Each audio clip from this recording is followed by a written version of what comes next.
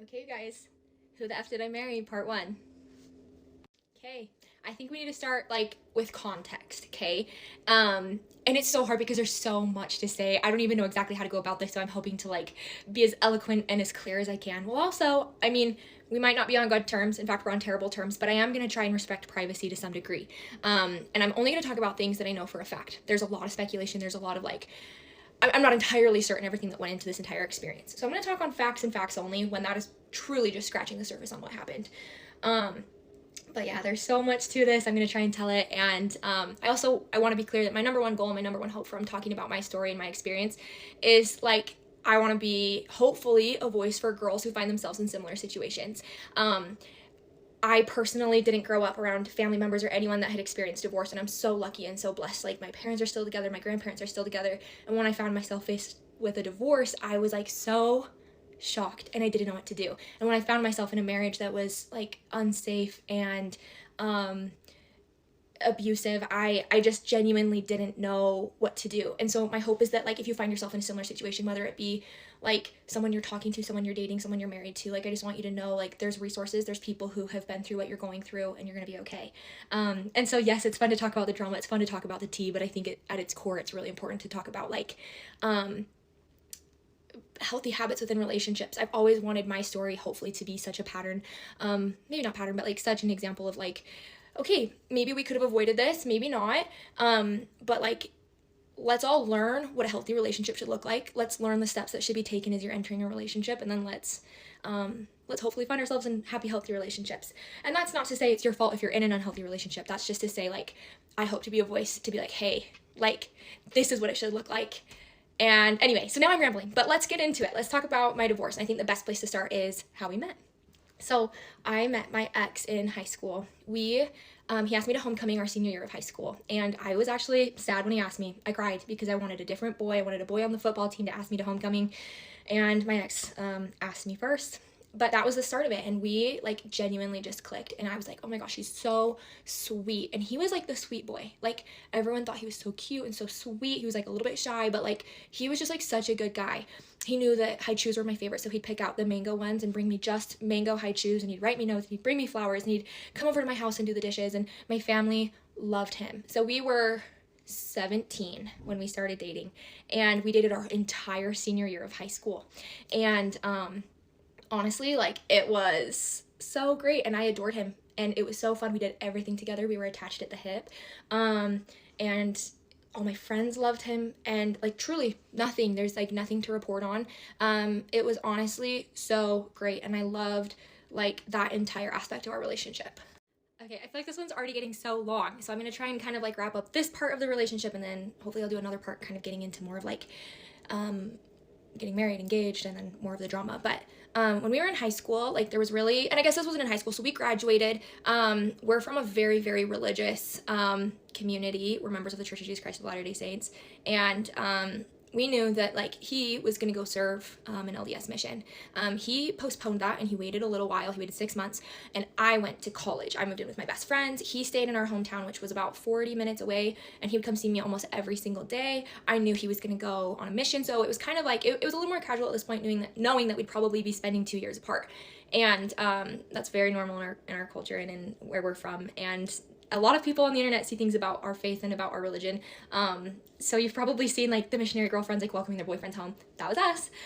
Spoiler. But yeah, so when I was in college, the only red flag, and the very first red flag that I think I saw in that relationship was that my freshman year, he and I think we got in a fight one night, and I don't remember what it was about.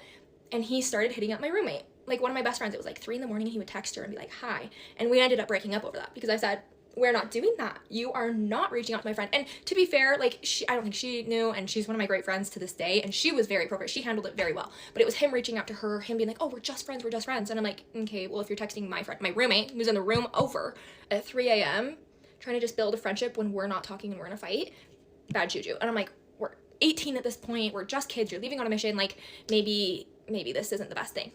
But that was red flag number 1, where he starts reaching out to other women when we're fighting. Okay, we're gonna see that pattern. And later on in the story. But I feel like that's like good contextually to understand the basis. And then this is getting so long, so I'm gonna do a part 2, and we're gonna talk about leaving on missions, being on missions, coming home, getting engaged, and getting married. There's so much, and I'm so sorry to make a part 2 make you wait, but come back for part 2 and we're gonna get into more of the drama. Okay, we're back, and it is part 2 of Who Did I Marry? So, recapping, we were 17 when we met in high school. We went to homecoming together.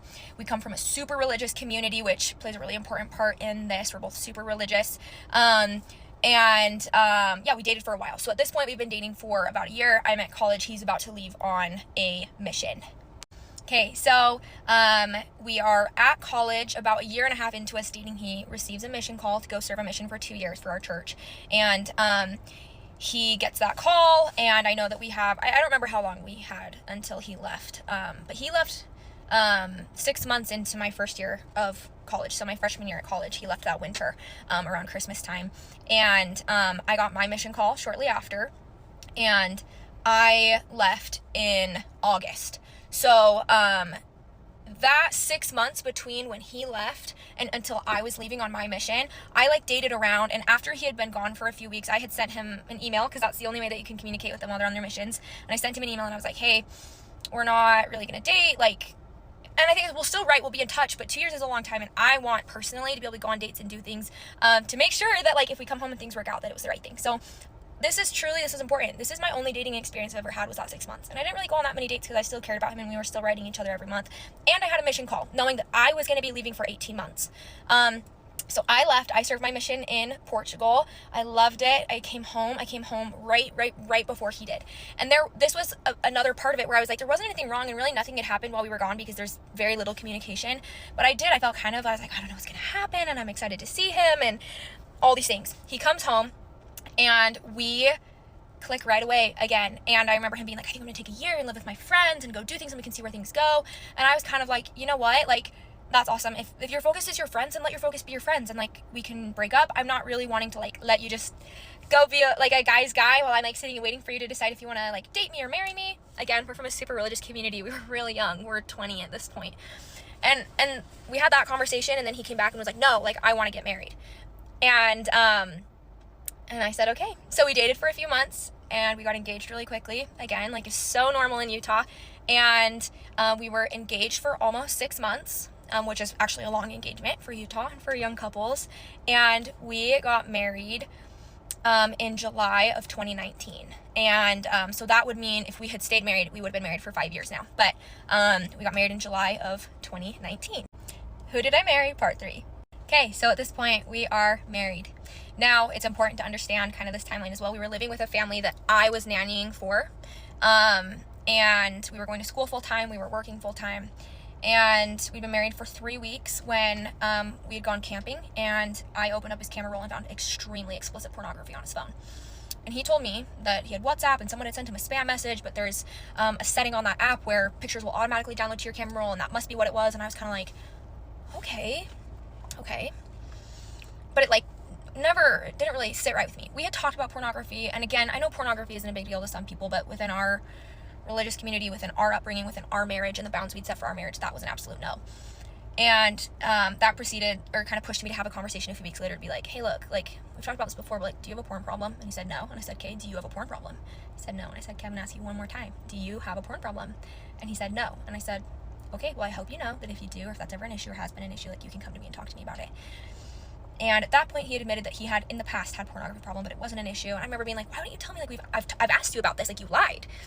Like, I'm not even mad about how in the past you had a porn problem. I'm talking about, like, the fact that you are, like, lying about that, and that you've lied to me our whole relationship about that. So that was instance number 1, and that kind of led me to being like, what is happening? And even, like, the day we got married, I remember just thinking, like, okay, like, he knows what he's doing.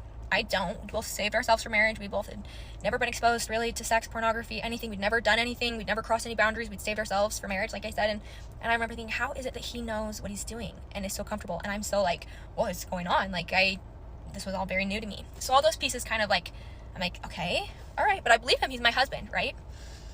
It was like 9 months into us being married. We'd kind of moved on. We were living in an apartment at this point. One day I came home and I opened the bathroom door, and he was engaging in some level of sexual activity with his phone out. I don't know if he was Snapchatting someone, on the phone with someone. I don't know. Because my reaction is I opened the door and I looked to see what was happening and I closed the door and I walked away. And when I brought it up to him later, his response was, what are you talking about? That never happened. I have no idea what you're talking about. And I was like, I literally saw you. And he was like, no, what are you talking about? You're making that up. Like, I don't know what you're talking about. You're always constantly looking for a problem. We've talked about this. Like, why are you looking for an issue? Why are you trying to create an issue? And I was like, oh my gosh, like, you're right. Like, I must be looking for an issue. So that was kind of like, I guess, red flag number 2. And that was 9 months into us being married. And then kind of like moving forward from this point, like, the other piece I couldn't quite put together is like he just could never seem to follow through on things. Like, I'd ask him to do something and he would forget, or like he couldn't keep a job. Like, he'd been let go from every job that he had and he could never hit quota. He worked in sales. He never was making the money he said he was making. And like, he would tell me one thing and then it like wouldn't really add up. And I was like, okay, we were both full-time students going to school full-time. I was going to school full-time. I work as a wedding videographer, and I started shooting weddings at this point. It went really well. I was fortunate to be pretty successful off the bat, and I was lucky enough to be able to provide for us financially. And I remember thinking, like, he's in school, he's like working on figuring out a career. We're so young, like, it's so cool that I get to provide financially for us. And I ended up being able to buy us a house in 2020. The end of 2020, we bought our first house. We moved up to where we grew up, so we lived close to both of our parents. And it was kind of the same thing, that like, he just never would follow through. Jobs just weren't working, but I was able to work and provide for us financially. Who did I marry? Part 4. So kind of like really genuinely, like, the first 2 years of us being married was just kind of this, where I was like, this isn't really what I had pictured. But nothing like divorce, breaking up, never crossed my mind. We never fought, really. I mean, we got along so well. And I think that's something that's so hard when people talk about relationships as a whole, where like, the relationship is usually pretty good, right? Like, you marry that person for a reason, you date that person for a reason. Every relationship is going to have its things. And I remember we were very much the couple that, like, I mean, people would tell us all the time, they're like, you guys are like so great and I want a marriage like yours. And I was like, yeah, marriage is so great. And again, we had things, and I think if I were in the same relationship now, I would probably view it a little bit differently, because I would recognize things differently for what they were, versus like, I just don't even think I had the maturity or the emotional capacity to even be able to really recognize some of the things that were going on. But overall, life was like, okay. There would be little things that would pop up here and there. I could never quite grasp, like, he was kind of a spender with our money. And that was like another thing, especially like, I was very money conscious. I felt a lot of anxiety towards money and towards the finances. And so I said, I want you to run all the finances. Like, I'll bring the money in, but I just need you to pay the bills and do things. And don't do that, girls. Like, you should always like learn how to manage the money, learn how to manage your own money, know what's in your bank account. I think this would have been a really, really important piece for me moving on in the story. But it was things like, he started to get really invested in hunting and in hunting season. And so he would be gone a lot on the weekends to go scouting and to go hunting. And he would buy things, which then kind of became a source of like contention, because I was like, you're spending a lot of money. And like, it's not like my money was his money, but it's like, if I'm bringing the money in, like, and I feel like I need permission to ask to buy a new shirt, but you're spending hundreds of dollars on hunting gear, like, I think we need to reevaluate. Like, let's make a budget, let's do this. And it's kind of that same issue, like, it just like wouldn't follow through. And I was like, okay, like, this is just, we're just learning and we're figuring it out. But I felt so much stress financially that I began to take on such a workload that I developed pretty crippling anxiety.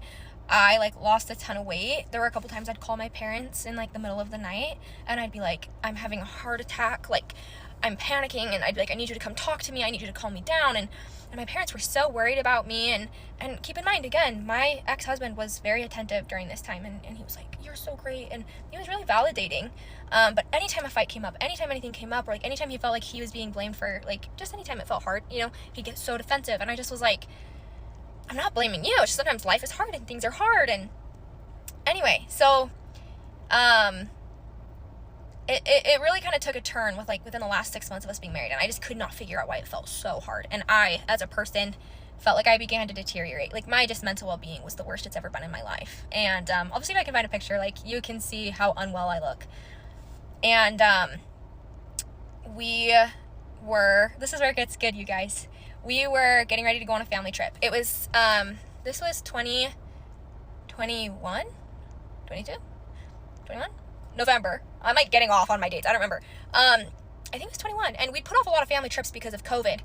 We were gonna go back and visit my mission in Portugal. We had a family trip to Hawaii get postponed, and then a family trip with my family to Mexico. Just kind of things have been postponed through 2020. They all ended up within like a month of each other, and I was like, great. So I like went on some of these trips, and it was great. And I went on this girls' trip to Hawaii. It was a work trip. And I remember being there, and one of the girls there was going through a divorce, and she follows me on here, so if you know who you are, hi, and I love you. But I remember thinking on that trip, like, if I ever get divorced, like, something horrible is gonna have to happen. But while I was on that trip, and I was gone for 4 days, I remember he just, like, didn't really talk to me, and he's like, I'm so sick. So I, like, DoorDash groceries to our house, and he wasn't really talking to me, and it was just, like, super weird. And I just was like, what is happening? And when I got home, like, I had asked for, like, 3 things for Christmas. One was, like, a ring, very similar to, like, this, but, like, that had, like, our initials on it, just, like, a gold ring, and, like, a shirt that I wanted. And those are the only things I wanted for Christmas. It was November, and he, like, had those sitting out for me, and I was like, what is happening? He's like, and I made you dinner, and I cleaned the house, and I got these gifts for you. And I was like, oh my gosh, like, that's so nice. That's so nice. Why? Like, you didn't talk to me the whole time you were gone, and now I remember thinking, like, he's love bombing me. Like, what happened while I was gone? And it was so weird. So then it was like, I think we had 3, 4, 5 days between me getting home from that trip and me going on a family trip to Mexico. And we were getting ready to go and packing up, and I was cleaning up our kitchen, and I was like, hey, I saw someone post on social media today that, like, they're going through midterms, like, because again, we're full-time students. I'd graduated at this point, he was still in school. And I was like, hey, are you in midterms? Like, are you supposed to be in school? And he was like, oh, no, don't worry about it. I have it taken care of. And I was like, okay. And then I made the comment, I said, you know what, sometimes if I swear you're not even in school. And he's like, yeah, haha, goes outside. A couple minutes pass, and he comes back in, and he's like, hey, you know what? That comment you made, like, it's probably about time I tell you, like, I haven't been in school. Like, I haven't been in school for over a year.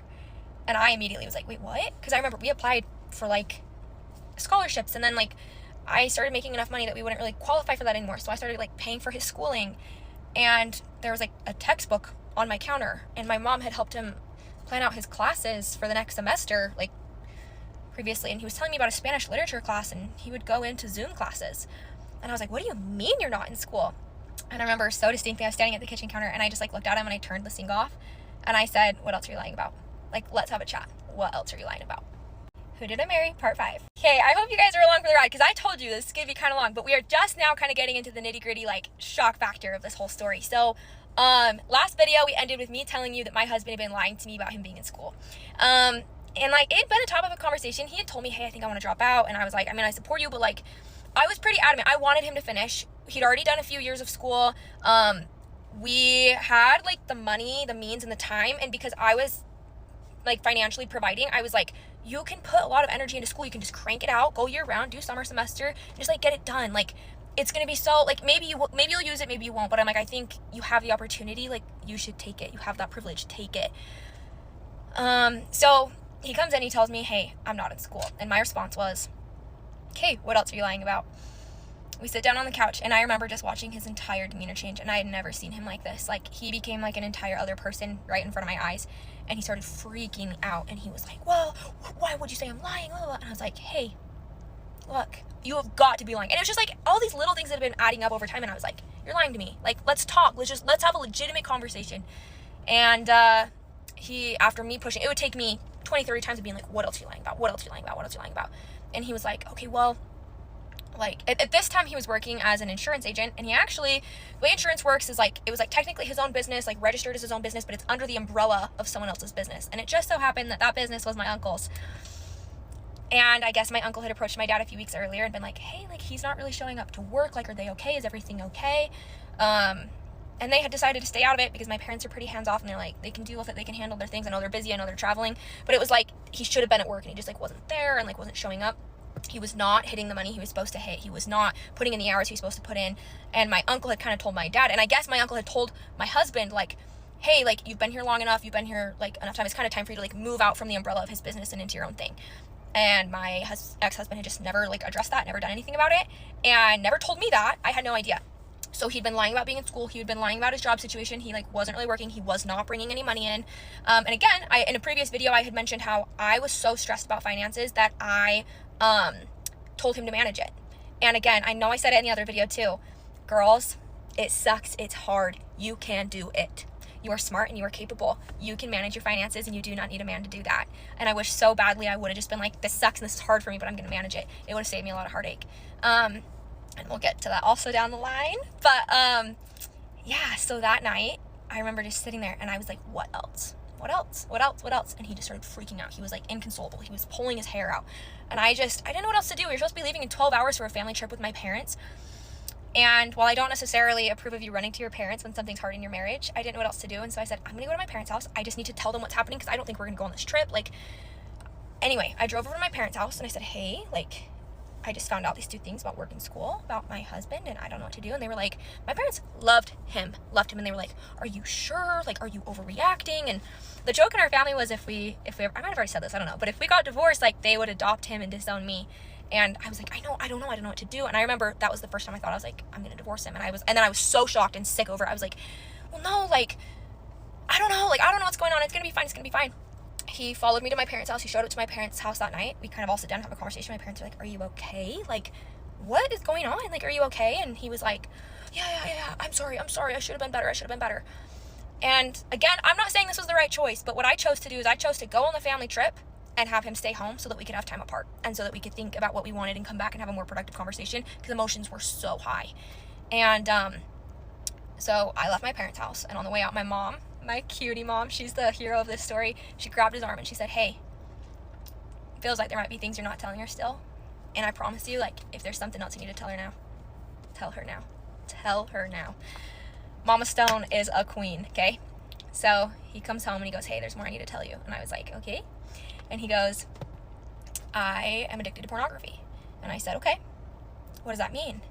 And he goes, and again, let's remember, I had asked him multiple times, and I said, if you have a porn problem, I need you to tell me. We need to talk about it. We can fix it. You're not in trouble. It's going to be fine. Nope. I said, okay, what does that mean? It means, at this point, what he told me was that he spent hours every day on the internet, on different websites, scouring different places and different websites to engage in video chats with people, just consuming porn as well, just normal porn consumption, but that it was a full-blown addiction. Now, post-divorce, I've gone to therapy almost every week since my divorce. Even 2.5 years later, I still go. But one of those therapists told me, she said there's a difference between porn usage, habitual use, and addiction. And it's important to make that distinction. Not that I think any are great, personally, that's a personal belief, but his was a full-blown, all-consuming addiction. Hours every day. And so then pieces started to fall into place of what that meant. So those 2 experiences I shared in a previous video of him engaging in sexual conduct on the phone with someone else. I said, hey, remember when you told me you didn't know that I had made that up? Were you, like, having a video call with somebody? Yes. Okay. So that time I found porn on your phone 3 weeks into us being married. Yep, that was my porn. That's porn I'd saved to the phone. I said, okay, awesome. So this is like a whole web of lies then. All of these different things that we've uncovered, all these conversations we've had, the tens of hundreds possibly conversations we've had about this. You lied to me every single time. So now let's remember, now it's school and it's work and it's porn. And I just was like, okay, I don't know what to do. I was 23 at this point. I was 23 years old. And I finished packing up my stuff, and I said, let's take a week apart. Let's think about it. Let's talk about it. We'll talk when I get home. I love you. We're going to be okay. And I want to be clear. I don't know how I did it at the time. I don't know if I could do it now, but I was so kind. And I just said, it's okay. Like, we're going to figure it out. Like, it's going to be okay. But, like, we got to take some space. We got to figure things out. Who did I marry? Part 6. Okay, guys. I mean, I guess we're still going. This is the part of the story where I'm not even really sure, like, it gets so messy. So, like I said in my first video, I'm going to stick to what I have factual evidence and proof of. And while that is just scratching the surface, that is, it's just the easiest way to tell the story. And then, we'll see. We'll go from there. So, at this point, I told him, you know what? I'm going to go back to my parents' house. I'm going to sleep there. And, like, we're good. I mean, as good as we can be. But, like, I'm going to go on this trip. We'll talk when I get home. So, that night, I'm up till, like, 3 a.m. with my mom, just talking, and I literally couldn't sleep. I couldn't function. I felt like my whole life had been turned upside down. I kind of mentioned it in one of the other videos, like, there were textbooks on my counter, you guys. Like, people always ask me, people literally, I tell them my story, and they're like, how did you not know? One, I was naive. I'll admit that all day long. I could not fathom someone doing that to me. 2, there were textbooks on my counter. There were Zoom meetings, like, that he was going into for school, and that's how I didn't know. The porn stuff, I was gone a lot. My job requires me to work a lot. I'm gone a lot of the weekends. I shoot a lot of weddings out of Utah, so I am gone a lot. It gives him a lot of opportunities to be alone and do things. I said in another video, he was really into hunting. He would go hunting a ton. And that was contentious for me. Like, the weekends I'd be home not shooting a wedding. He'd be like, I gotta go hunting. And I'm like, I have not seen you, I feel like, in months. And I remember thinking, I had a wedding on October 2nd. And I remember thinking, if I can get to October 2nd, everything will be okay. And I remember just counting down the days because it was kind of like my last big, like, wedding for the year. And the day that everything happened was November 17th. And I looked it up. It was 2021, November 17th, 2021. So I leave on that trip with my family. And we had a Ring doorbell camera on our front door. And we had a single security camera that overlooked, like, our living room and kitchen. And I don't know. I just, like, in my gut felt so weird. I had his location. The location never left our house literally all week, which means he didn't go to work the entire week that I was gone. He's like, I promise I'm going to go to work. I'm going to do all these things. I'm going to make it up to you. I'm going to show you. I'm going to go to therapy. Okay. Did not leave the house one time. But, like, some of his birthday and Christmas were both coming up. And I remember, like, the packages starting coming in. And I watched him open the presents, like, through our security camera at the house. And I was like, why? He knows those are his birthday presents. Why is he opening them? Whatever. Okay. That's not important. But I really did religiously watch that camera. We're on the beach in Mexico, and I'm, like, watching the security camera like it's my full-time job. And of all the clips of him, I don't know how this one even caught my attention, but he was sitting on the couch. He pulled out his phone. He looks at it. He walks up to the mirror in our living room. He does a peace sign. He X's out. He takes another picture, flips the camera, takes another picture, and then walks into the bedroom. Now, we always joke about, like, the internet sleuth girlies on the internet, the internet sleuth girlies on the internet. But you know what I mean. Like, we can find anything out. Through analyzing that video nonstop, I recognized that as Snapchat, which we had agreed we would not have Snapchat in our marriage. And I knew that was Snapchat. I knew it was. And so I kind of held on to that. I didn't really say anything, but I mentioned it to my parents. And I'm kind of like a one-track mind girl. And I was like, what is this video? What does this mean? What does this mean? What does this mean? Meanwhile, while I was in Mexico, there's only so much you can do from out of the country. I froze all of our bank accounts. I froze everything. I changed passwords on everything. I just, like, knew. It was, like, precautions I started taking, knowing that, like, I was scared he was going to take all the money and leave. Things just got so weird in that interaction the night before. And anyway, so I'm showing my family this video, and my little brother, he was, like, 15, 16 at the time. He's the only one in the family that has Snapchat, and he goes, oh, are you talking about Snapchat? Are you talking about so-and-so having Snapchat? And I was like, yeah. And he's like, well, actually, I'm going to find a screenshot of this too. I said this in the last video, but, where he had gotten a notification saying your contact and then my ex-husband's name is on Snapchat under the username, and the username was a woman's name. And my little brother thought that was super weird. Now, this little boy he's not even little anymore, does not register anything. He has no idea anything going on, ever. I'm pretty sure I heard him speak 3 words up until this point of his life. And I'm like, wait, really? He's like, yeah, I actually texted him. And I was like, you like registered that and then confronted him and didn't tell me? And he's like, yeah, I don't know. So he pulls up this conversation with my ex-husband, and it says, hey, are you on Snapchat? My ex-husband says, no, why? And he goes, well, I just got some notification, sends him a screenshot. He goes, that's so weird, I must have been hacked. And my little brother goes, yeah, I don't know.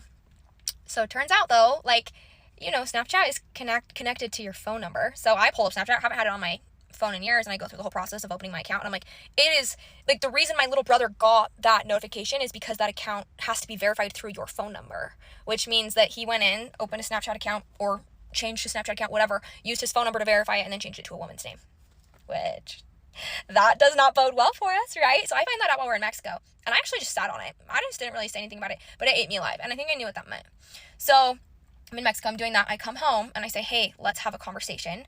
I didn't feel comfortable being alone with him anymore, so my parents were present for that, and he came over the next day, and we had a sit-down conversation, voice recorded.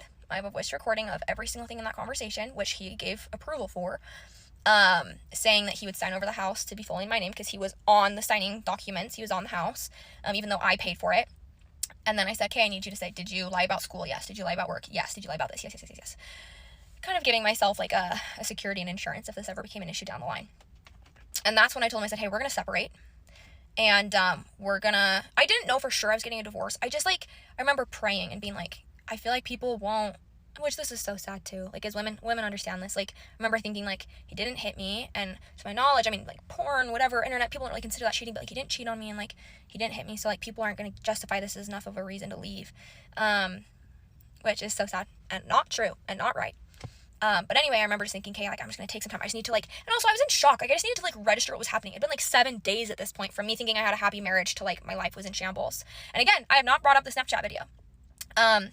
But yeah, I told him we're going to separate. I need you to move out of the house, and, we are going to proceed, and we're going to work through this as best as we can, and then we'll make a decision on what's going to be best for us. And he's like, I'm going to therapy. I'm going to do this. I want you back. I will do anything. I'll do anything. I'll do anything. I'll do anything. And I was like, okay, show me then. Like, just show me. Who did I marry? Part 7. So I'm officially separated from my husband. I just literally never went back to my house. Like, I was so traumatized by all of it. I made him move out, but I was staying at my parents' house.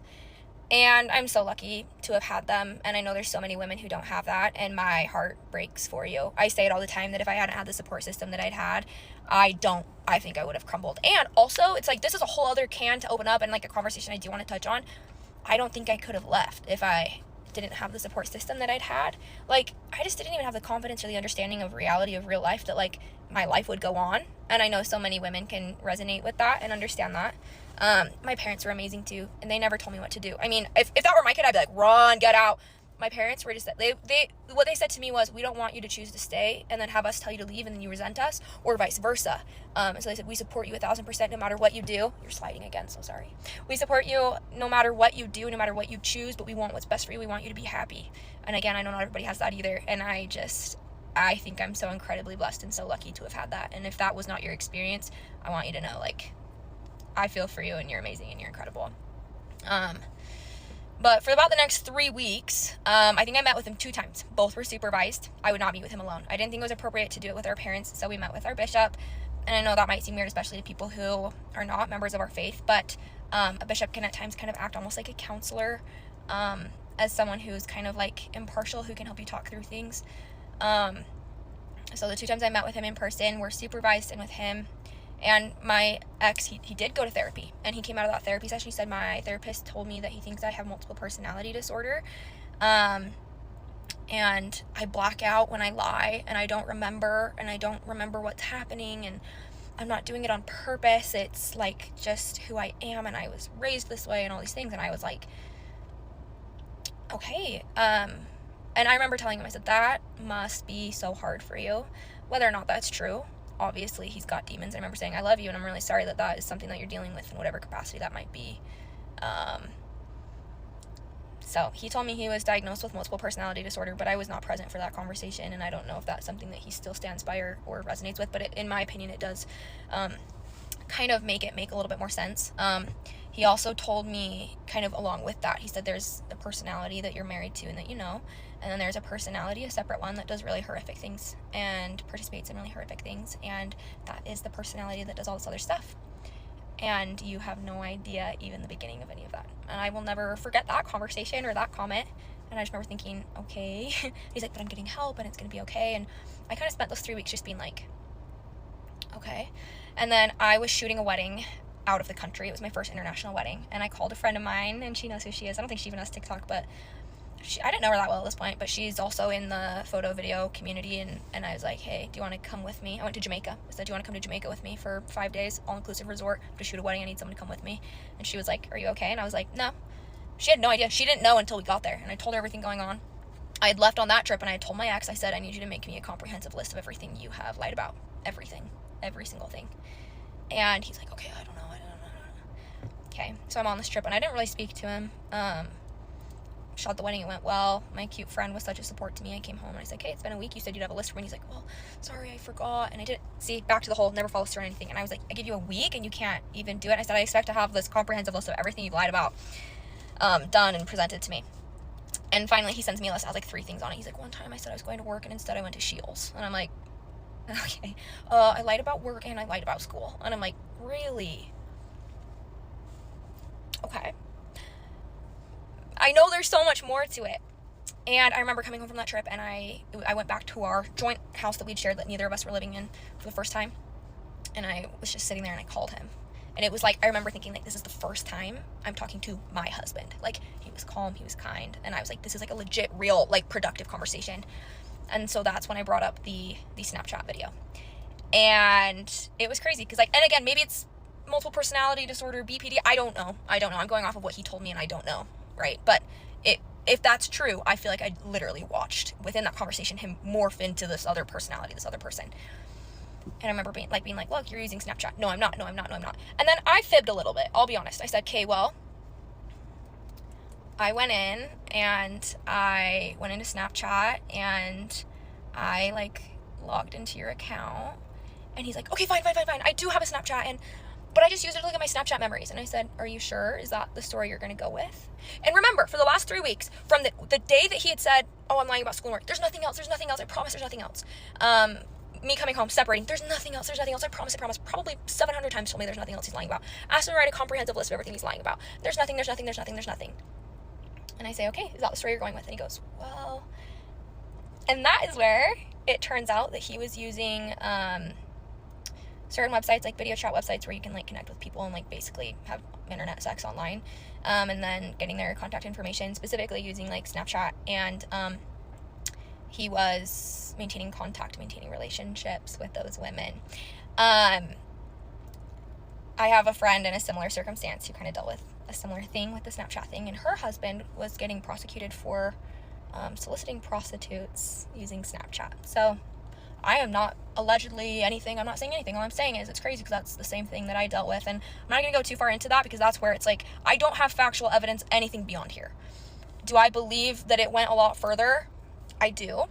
The other crazy thing, and I talked to my mom about this today on the phone, I never went through his phone. Never one time. Not even, I mean, I think I checked his computer one time right before all this happened. I didn't find anything. But I'm like, he's admitting all of this stuff to me. Like, now my reaction would be like, give me your phone. I can just imagine the conversations and the things that I would see on that phone. But, yeah, at that point is when he admitted to having multiple relationships. To what extent, I don't fully know. And I didn't ask. Because for me, like, and it's the same thing as, like, I don't really care about my wedding ring. I don't really care about this. It was like, I had enough. I can now say he cheated. He admitted to cheating on me. And I said, did you cheat on me? He said, yes. And I said, cool. I don't need to know anymore. I don't want to know anymore. Like, I'm just a girl. Like, I'm just like a God-fearing Christian girly out here doing her best. And I was so horrified. I don't think my brain could even comprehend what that meant. I remember like a year ago, like a year and a half later after all this, I woke up one day and I was like, my husband cheated on me.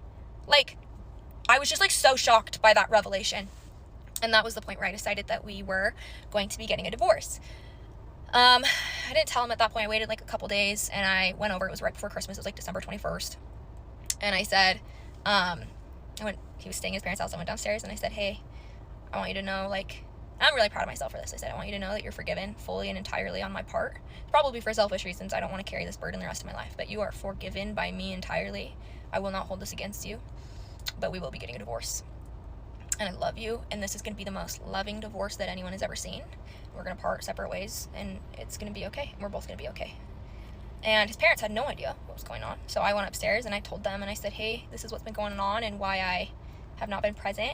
And his dad was kind, but his mom's response was, well, I expect you to never tell anybody about this, to keep our names out of your mouth, to never talk about this, to protect his reputation. And my response was, I will tell the truth about the situation. And obviously now here I am talking about it on the internet, so I'm sure I'll get some backlash about that, but that was the point in which I decided to file for divorce. Okay, I think we're on part 8.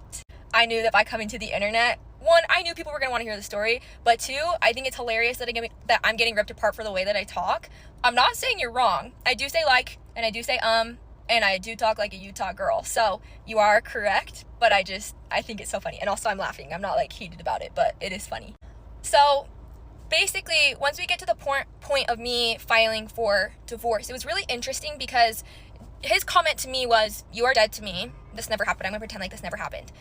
And he stayed true to that. So I served him divorce papers, and I never heard anything back. When he moved out, I told him he could take anything that he wanted, and he took his stuff. I mean, we didn't really have much besides the house, and he already told me the house was mine. I'd paid for it. And yeah, so in those divorce proceedings, we really didn't have any. I served him papers, never heard anything. So we ended up with a default divorce, which basically means he never signed the papers, but we waited a long enough amount of time with 0 response, no rebuttal, nothing from him. And so it ended up being a default divorce. And I'm actually pretty grateful for that because I know that like actual divorce proceedings get super nasty, and I'm so lucky to have avoided that period of that. And as grateful as I am for that, it was super interesting because it was also like so hurtful. Like, we were together for 6 years, okay, married for 2.5, and it's just, to not even have the decency for you to sign our divorce papers was super interesting, especially because through the whole like separation period, he was like, I'll do anything. I love you. I love you. I love you. I love you. I love you. But hey, it made it super easy. And so for that, I'm grateful. I've only had a couple little interactions with him since, and they've all been so weird. First was that I had a couple girls DM me almost immediately after. I don't even think it was finalized. Basically being like, hey, my friend's dating your ex-husband. He says you've been separated for 7 months, divorced for a year. Like, is that true? And I was like, we're not divorced yet. So anyway, another one being, he called me about 6 months later and was just like, I just want you to know, like, no one loves and respects their ex-wife. Like, I respect and love you. And I was like, cool. Aren't you dating someone? And he's like, no. And I'm like, I know that you're dating someone. Like, it's on social media. I know you're dating someone. And he's like, well, it's like not serious. Anyway, they're married and happy for them. I hope they're happy. I hope everything is so awesome. And then another one where I went to do my taxes and I banked somewhere and then my car loan's through a different place. And so when I went to log in, and that's where we used to bank together. When I went to log in to look at my car loan to do some stuff with taxes, I realized that I was still on his bank account as an authorized user and that there was a fairly significant amount of debt. And to be honest, I don't know how any of that works, guys. Like, anyway, but I was like, I don't want that like attached to me. I don't want any part of that. So I had to contact him per the bank's rules to get his signature to say like I can be off of his account as an authorized user. And it was horrible. He was like, I signed it. And I'm like, hey, it's a DocuSign. Like, I can see when you log in, I can see that you haven't signed it. Like, it's not signed. He's like, yes, I did. And I'm like, it's not signed. And that went on. Finally, he signed it. Okay. So I like really haven't had any contact. I haven't really heard from him. Like, of course I hear things. My friends will run into him. So I ran into his parents a couple times and it was like always weird, but never really anything to write home about. And I just was like, I'm in my healing era. All is well. I'm doing great. And, until a couple months ago, I owned 2 properties, one where we lived when we were married and one where I live now. And I got a call basically being like, you're sent to collections, like something to do with fraud, for my utilities on that house. And I was so confused because they've been on auto pay for like 4 years now. And so I called them and I'm like, hey, what? And they're like, yeah, someone named ex-husband called and shut off these utilities. And I was like, wait, what? And because he used to be on that account, I think he was getting emails for it. But why did he call and shut my utilities off? It was just like so weird. And I'm like, whatever. I was upset, but whatever. And then it was just like a few weeks ago, maybe a month ago or so, I was at the pool by my house and I saw this girl staring at me and I was like, this is so odd. Upon further inspection, that is his wife. And I was like, oh, interesting that we're at this pool together. And me being the little sneaky snake I am, I had to know. I was like, does she live here? So when she left, I just kind of watched where she went. And yeah, their house is literally less than 0.1 miles away from mine. And I had known that he was buying a house, and I kind of knew it was an American Fork because he went to my uncle, the one that he worked with, to get insurance on the house. And my uncle was like, I think he lives next to her, to my parents. But when they looked it up, because it's a new address, it showed that it was like 15 minutes away, so I didn't really think anything of it. No, it's less than 0.1 miles away from my house. And I'm like, I think that's really interesting given that he talked to my uncle, and I'm sure my uncle told him that he's like, hey, you know, she lives right there. And anyway, they purchased a home and we now live less than 0.1 miles away from each other. And I see him when we come home. Sometimes we come home at the same time in our cars, and like we're both turning the same way, because I'm not even kidding you, we take the same road every single day to get places. And it feels a little weird. Like there's been some weird spooky things going on around my house. I'm not pointing fingers. I don't know. All I'm saying is, guys, like, it's kind of weird. That's really strange. Of all the places you could coincidentally end up living when you kind of knew that's where I lived, it's a little weird that you moved right next door to me. And also, I've been living here for over a year and you just moved in. So kind of weird, kind of strange. And now I get to see him fairly regularly as we come in and out of our neighborhood. Okay, part 9. Okay, so I mean, in general, that is like the broad synopsis. And there's so many things and so many parts, and like I could literally give you 1 billion trillion parts, and I'm not going to. We're going to leave it at that. But I think as a whole and as a conclusion and as a consensus, like, it can be pretty controversial to bring things up like this on the internet, and it can be viewed as like attention seeking, or like you should keep that private and you shouldn't talk about it. And like I've even had a few friends be like, Kate, what are you doing? Look, I've been dealing with this for years now, and I've thought about bringing it up, I've thought about not, and I saw an opportunity and I took it. I have already gotten probably 20 messages and so many comments of people being like, oh, I went through the same thing. And that is the reason that I choose to speak on it. I cannot even begin to tell you the level of like isolation and pain and hurt that I went through, because I thought I was the only person who had ever gone through this. And there was a comment about how, oh, within your LDS bubble, I'm sure that was even more isolating. Yes, my faith plays a part in this. But outside of the LDS faith, right? If you're being mistreated in any way, if you're being lied to, if you're being cheated on, if you're being gaslit, it doesn't matter if you're a member of my faith or any faith. You deserve a relationship where trust is the basis. In my opinion, love without trust does not exist. I cannot love someone that I do not trust. And that's one of my biggest takeaways that I took from this entire experience. And when people ask me, like, were there red flags? I mean, you all know the story now. Yeah, kind of. But, like, I didn't know any better. I hope that when a girl listens to my story, listens to someone else's story, or sees me or talks to me about any of this, they can come to me and be like, whoa, I recognize that in this relationship that I had, or I can see these things, or I can avoid that in the next relationship that I have. Because unfortunately, the mistreatment of men and women within relationships is just so extreme. We do not treat each other very well, unfortunately. And oftentimes within romantic relationships, things get put aside because the person you love would never do that to you, right? I think that my ex-husband has a lot of problems. I think it stems from things in his childhood. I think it stems from a number of things. I don't know. But what I do know is, like, there's generational hurt that can come from me staying in a relationship like that. Like, that would have introduced my kids to a similar thing, and that's ultimately why I chose to leave. So whether or not you agree with me, whether or not you think I should have shared, whether or not you think this is like a private thing, a public thing, I believe that by choosing to speak out and talk about the fact that I think everybody deserves to be in a happy, healthy relationship, by helping to point out flags that I saw in my own life, decisions I made that I don't agree with now, I think that we can prevent other people from going through that. And if there's one person who can learn from my mistakes and my experience, I would certainly hope that this would be something that would help them move on past that. And I've always been, in my personal life, I'm so incredibly open about this. And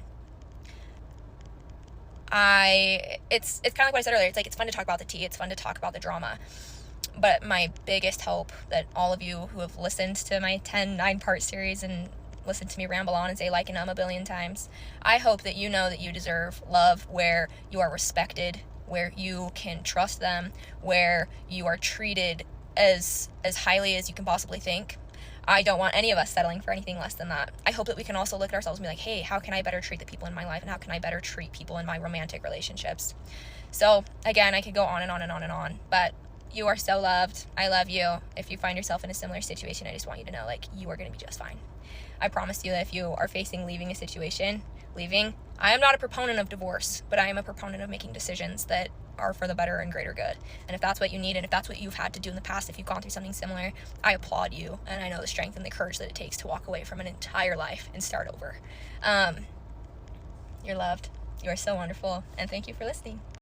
Okay, you guys, also there's a ton of comments talking about this, and you are right. I could have sold it online, I could have done an auction, I could have done Facebook Marketplace, and I definitely thought about all of that. And you're absolutely correct in that I would have gotten a significantly larger amount of money. Pawning it, they're basically only paying you for the gold. So they weigh it in grams, they see how much gold it has, and then you get paid for the gold. So it usually ends up being a couple $100, maybe less. If it's real gold, if it's 14 karat, 18 karat, white gold, they all get paid differently. So it's important to know that. But I want to explain why I didn't do that. And there was another comment that I loved, and she was like, I got $20 out of it and I went and bought Chick-fil-A. Like, I didn't want to do, like, she's like, I didn't want anything to do with it. And that's how I felt. I personally didn't care about the money, and I'm lucky enough that I'm in a position where I don't need to care about the money that I would get out of that. And it wasn't necessarily, like a financial need on my end. This was more of like a cathartic experience, hopefully a healing experience for me to be like, I've been looking at that wedding ring every day for 2.5 years. I want to get rid of it. It was never about the amount of money.